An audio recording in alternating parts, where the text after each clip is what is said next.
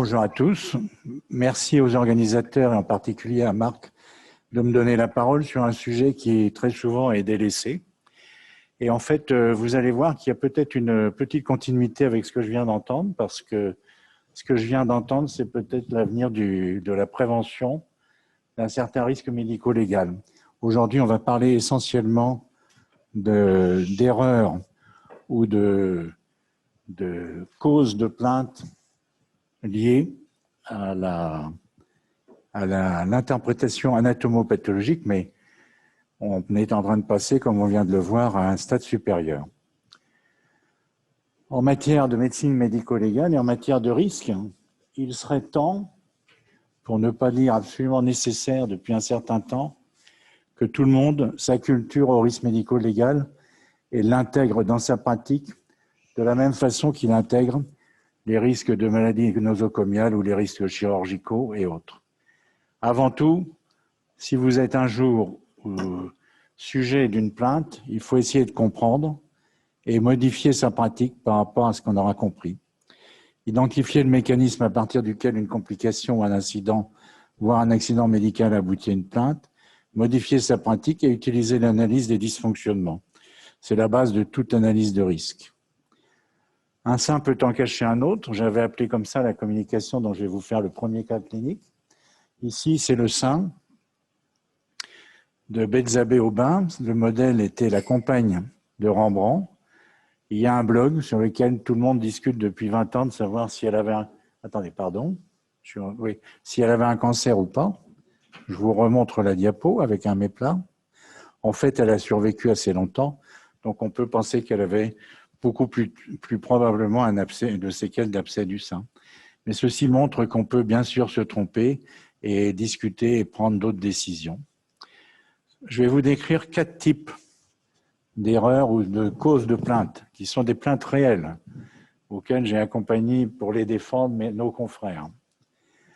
Une décision absurde validée collectivement, une plainte liée au profil particulier de la patiente, on devrait quand même de temps en temps bien profiler ces patientes, un dysfonctionnement d'équipe et une décision autocratique. Une décision absurde validée collectivement, c'est pour ceux qui s'y intéressent, le livre de Christian Morel sur les décisions absurdes est passionnant, processus par lequel un individu ou un groupe agit de façon persistante et radicale contre le but qu'il cherche à atteindre. Mon maître Claude Sureau disait que les réunions de consensus, c'était les réunions des cons pour dire qu'ils étaient d'accord entre eux. Donc, une femme de 42 ans qui est agressée au chirurgien Y à la suite d'une biopsie effectuée sur un adénofibrome qui avait une zone douteuse. Et la réponse de l'anapathe, c'est carcinome canalaire infiltrant. Le chirurgien l'examine, lui fait faire une IRM avec la CRCR6. Il lui propose une tumérectomie curage. Non, tumectomie, oui, c'est ça, curage. Et pour faire court, la pièce opératoire revient blanche, c'est-à-dire qu'on ne retrouve pas sur la pièce opératoire de cancer. La patiente pose des questions, on lui dit que ça arrive, 10 à 15% des cas, que c'est possible, mais que ça ne change rien, qu'on a repassé le dossier en RCP, qu'il faut faire une radiothérapie. La radiothérapie est effectuée. À chaque séance de radiothérapie, la patiente demande pourquoi est-ce qu'on me fait tout ça, est-ce que c'est vraiment nécessaire. Vers la fin de la radiothérapie, le radiothérapeute soumet le dossier à la RCP, et là, il y a un participant inhabituel qui dit « mais à 50 ans en Yvelines, il y a quelqu'un qui fait des recherches d'ADN ». Donc on les fait, on dit à la patiente, triomphant, « ça y est, on a trouvé la solution, on va vous montrer que c'était bien vous qu'il fallait opérer ». Et les ADN ne sont pas les mêmes. Tentative d'explication, on remonte la chaîne à la biopsie, chez le radiologue chez qui ça avait été fait la première fois, 3 prélèvements. Sur la cassette du labo, 4 échantillons.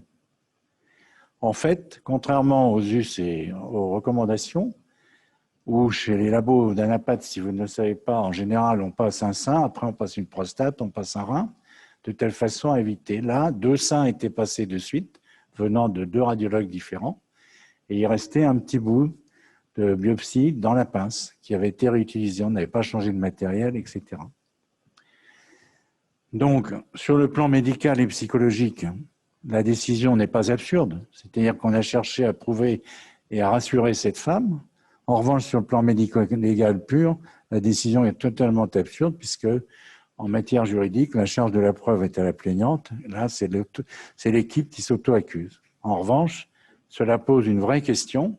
Quel est l'intérêt des tests ADN si sur l'anatomopathologie de la pièce opératoire, il n'y a rien, qu'elle est blanche?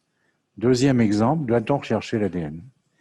Deuxième exemple qui est celui de la personnalité particulière de la patiente, mais qui est là aussi le fait de retrouver une pièce anatomopathologique blanche. 48 ans, son médecin général lui fait faire une mammographie par principe, aucun antécédent, on trouve des microcalcifications. Elle refuse la biopsie. Elle voit 2 médecins en ville et un médecin au CHU, c'est en province. Finalement, le médecin du CHU, le radiologue du CHU, la persuade de faire une biopsie. Elle refuse qu'on pose des clips parce qu'elle ne veut pas avoir de corps étranger. On découvre un cancer intracanalaire, on lui propose d'être opérée, elle refuse, elle va reprendre 2 autres avis et finalement encore un dernier avis où là, le chirurgien arrive à la persuader qu'il faut l'opérer. Après pose de harpon, elle l'accepte, il met un clip. Il n'avait pas retenu forcément, elle n'avait pas répété qu'elle ne voulait pas de clip. La pièce est blanche. On repasse le dossier. Là, il y a une redemande de relecture. Donc là, cette fois-là, on ne demande pas d'ADN. Et pour rechercher les traces de la biopsie, elles sont retrouvées. Donc on explique à cette patiente que c'est bien elle qu'on a opérée, que c'était bien que la biopsie a tout enlevé, qu'il faut lui faire une radiothérapie, ce qu'elle refuse et ce qui n'a toujours pas été fait. Elle porte plainte parce qu'en fait, on lui a laissé un clip alors qu'elle l'avait refusé. Elle dit que toutes ces douleurs, qu'elle ne peut plus travailler, je vous en passe. Le danger, là, et le profil particulier de la patiente, c'est ses refus et surtout le nombre impressionnant d'intervenants dans ce dossier où finalement personne ne s'est coordonné pour avoir une attitude qui puisse être totalement logique. Troisième cas, un dysfonctionnement d'équipe. 53 ans, carcinome canalaire infiltrant, inférieur à 2 cm. Sur la biopsie faite lue par un premier laboratoire HER2+, RCP dans une clinique dite Y. Donc là aussi, il y a 2 labos et 2 cliniques. On l'adresse à un chirurgien dans la clinique Z, correspondant habituel, qui lui propose une tumorectomie curage. Le ganglion sentinelle se mettait en place à l'époque, il n'était pas effectif. Sur la pièce opératoire, deuxième labo dans la pâte, HER-. Aucune concertation particulière, le dossier repasse à RCP à la clinique Y. On ne propose pas d'herceptine, il n'y a pas de confrontation, le chirurgien n'est présent, n'a participé à aucune des 2 RCP. Il a vu les comptes rendus d'anatomopathologique, mais il laisse la RCP et le radiothérapeute décider. À l'expertise, l'expert a considéré que l'ensemble de la patiente a bien entendu récidivé, je crois que je ne l'ai pas marqué, a récidivé au bout de 2 ans. Donc là, elle a été reprise en charge à Curie, pour tout le dire. Et l'expert a considéré que l'ensemble des intervenants étaient responsables, c'est-à-dire que le chirurgien, qui lui n'avait été et ne vivait les choses que comme un exécutant, qu'il avait été responsable lui aussi de ne pas avoir remarqué la différence des 2 statuts et de ne pas avoir lui-même demandé une relecture ou une confrontation. La particularité de ce dossier, c'est que l'anatomopathologiste qui était présent à l'extemporané, qui a lui-même rempli la feuille, avait en main la première feuille du labo qui marquait que c'était HR+, et lui n'a pas réagi. Il avait été dans un premier temps attaqué par la patiente, malheureusement heureusement pour lui au pénal, et la patiente avait été déboutée. Mais là, c'est une décision qui a été collective et où tout le monde en a pris. Dernier exemple, c'est la clinique numéro 4, j'ai mis 3, excusez-moi. 56 ans, elle présente un carcinome canalaire infiltrant pour lequel est réalisée une tumorectomie avec une recoupe supérieure, une procédure de ganglion sentinelle. L'anatomopathologie montre une marge insuffisante et au niveau du ganglion sentinelle, une micrométastase. Donc on propose un curage Il est discuté à un moment donné une mastectomie dont elle souhaite ne pas l'avoir. Elle a des seins qui sont petits, c'est difficile de faire une recoupe sans faire de mastectomie. Et en fonction de la patiente récidive 5 ans après. Elle se fait suivre dans un autre centre et là, très discrètement, pour être poli, pas très déontologiquement, on lui dit que si elle avait eu une mastectomie dès le départ, elle n'aurait probablement pas récidivé. L'opérateur initial était signalé, c'est pour ça que je l'ai appelé autocratique. En fait, même s'il avait respecté le protocole de Curie, il avait décidé tout seul, le dossier n'avait pas été présenté à RCP. Vous avez là 4 types de possibilités à partir de résultats d'anatomopathologie qui peuvent mener à des plaintes. Et ma réflexion actuelle, et c'est pour ça que j'en avais parlé à Marc, c'est que autant dans les plaintes et les demandes d'expertise, que ce soit en commission de conciliation ou au tribunal civil, autant il y avait peu, d'ici il y a une dizaine d'années, de cas de cancérologie, autant actuellement, il y en a de plus en plus, c'est-à-dire que les gens demandent la justification des choix. En conclusion, respecter les bonnes pratiques, ça paraît d'une évidence totale, hein. Surtout, gérer les discordances, qu'elles soient personnelles avec les profils ou qu'elles soient dans les réunions, et surtout, intégrer le risque médico-légal au même titre que les autres risques, c'est-à-dire la traçabilité, etc., etc. On peut vous renvoyer à différents articles. Merci de votre attention.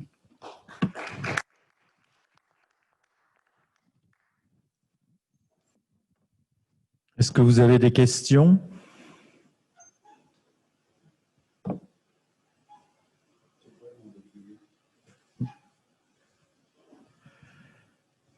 Non, pas de remarques. Est-ce qu'il y en a de nos collègues à distance ?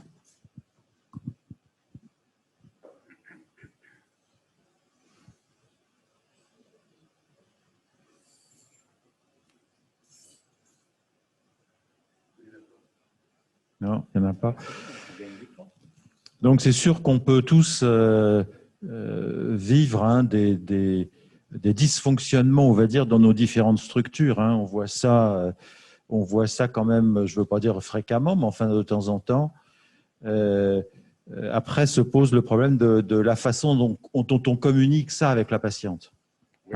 C'est-à-dire que quand on a découvert un dysfonctionnement qui a amené une erreur, après, comment on en parle avec la patiente, et je pense que souvent, c'est dans le défaut de communication de ce qu'on va annoncer que se créent les problèmes avec les patientes.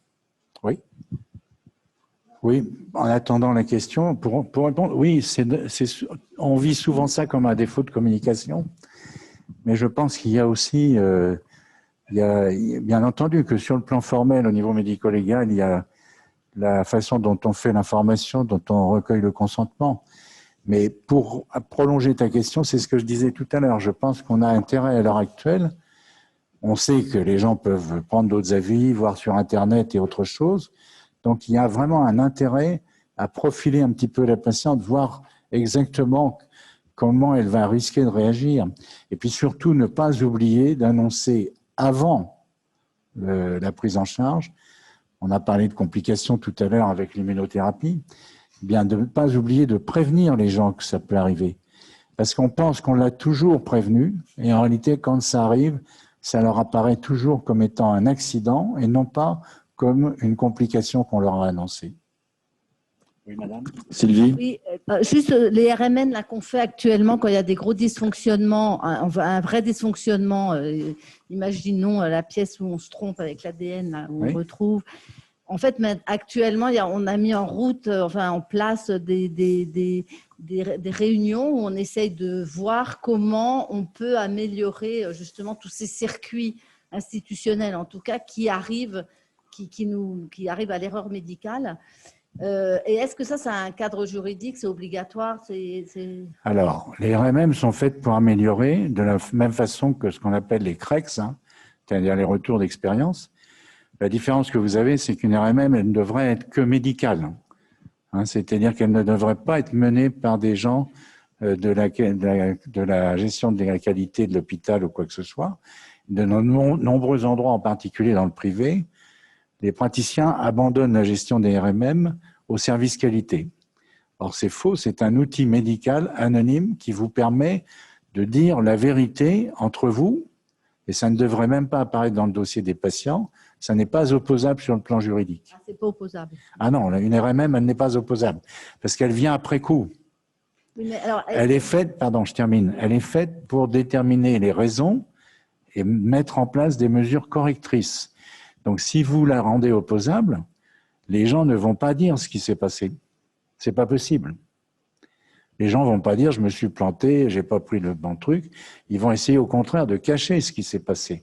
L'intérêt d'une RMM, c'est qu'on aboutisse à trouver la vraie raison sans culpabilisation des gens qui l'ont faite. Et de trouver là, par exemple, le laboratoire qui s'est planté, bon, ben, c'est lui qui va prendre, moi j'ai la solution de l'expertise, c'est lui qui va prendre 100% de la faute. Hein. Eh bien, il a maintenant imposé un système qui fait que ce que je vous disais, ce qui était déjà recommandé, après un sein, on passe un rein, on passe un foie, de telle façon qu'il ne puisse pas y avoir d'erreur de ce côté-là. Et puis, on change d'instrument à chaque fois, etc., etc. le patient, lui, ne peut pas demander non plus un résultat de RMM. Personne ne peut nous demander, en fait. Ah non, non, non, les résultats des RMM. Alors, l'inconvénient, l'avantage des CREC, c'est que vous mettez tout le personnel en cause. Hein, ça, c'est plus hospitalier. Mais la RMM, elle n'est pas... Vous relisez les recommandations de l'HAS, c'est compliqué à comprendre, mais ça n'est pas opposable. C'est fait pour se mettre en petits groupes, comme un staff de service, et de dire, ben, on a déconné, on a fait ci, on a fait ça, la prochaine fois, vous ne le refaites pas. C'est fait pour corriger et améliorer la pratique. Si.